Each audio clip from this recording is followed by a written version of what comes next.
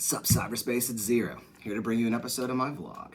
Or should I say, what up, cyber jocks? It's your boy XO, here to bring you an episode of the vlog. The importance of hand stretching. Whether you're sitting up all night playing Ghosts and Goblins for the Switch like I have been with my son, or you are a keyboard cowboy typing away all day, your wrists are gonna hurt and you need to do some stretches. So I'm here to tell you, you don't want carpal tunnel syndrome, which is a specific injury of the wrist, a certain nerve.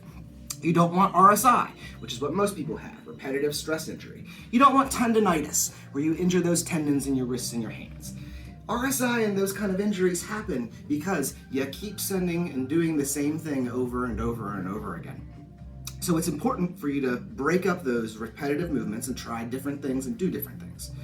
For me at work, it's important to do it with a technique they call pomodoros. Pomodoros is where you work for a certain amount of time and then you take a break. You work for a certain amount of time, you take a break. These intervals help break up tunnel vision that you sort of get in your mind where you're trying to solve a problem and you keep getting in the same mindset. It's amazing the way if you just think about going to the bathroom and getting a drink and doing some hand stretches, you come back to your problem because you stopped thinking about it, you'll notice something that you just could not see before.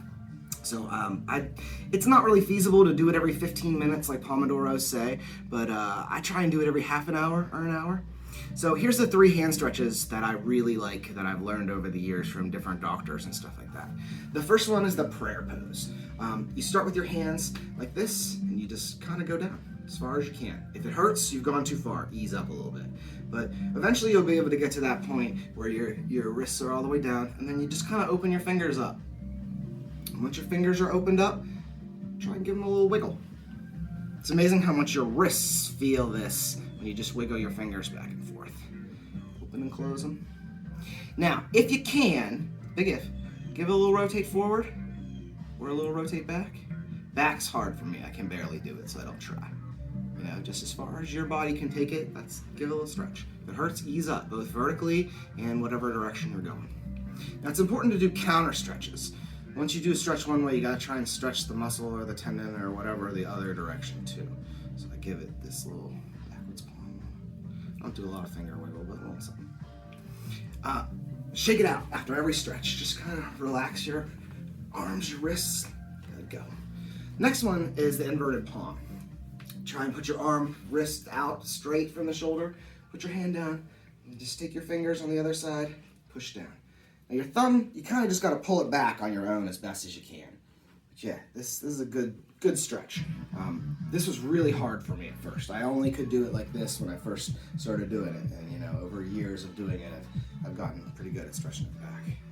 So yeah, keep that one on this end. Put that thumb back. When you release it, you try and just do the same thing backwards. It'll come back. Another little shake. The third one is a video, I learned on a video on YouTube here that I just cannot find anywhere. If I find it, I'll link it in the description, but it's a nerve stretch. And it has 3 parts. So I'm gonna teach you the 3 parts and then we'll do them. So the first one is very similar to the inverted palm, where you put your arm and your shoulder straight out, like as straight out as you can do it from you. And you just push your wrists and your hand down as much as you can. And once you get there, you make a fist. You turn that fist up and you just start stretching only at the wrist. You're not moving your shoulder, you're not moving your arm, just the wrist and that fist. And then you're gonna do what I call punch yourself in the face. Just twist your biceps inward or engage your bicep and your whole arm kind of makes this inward spiral kind of shape. And it's all the same wrist motion that you were doing and then you kind of release it out and back down. Man, my whole arm feels like pins and needles just from showing you the move. It's a great stretch. So here, what I do is I do a 13-second count. And that's because it takes you a couple seconds to get into the stretch, or you're not fully engaging the stretch, or you count too fast. So if you really want a good 10-second stretch, you should count a little extra. So here's how I do it. 1, 2, 3, 4, 5, 6, 7, 8, 9, 10, 11, 12, 13.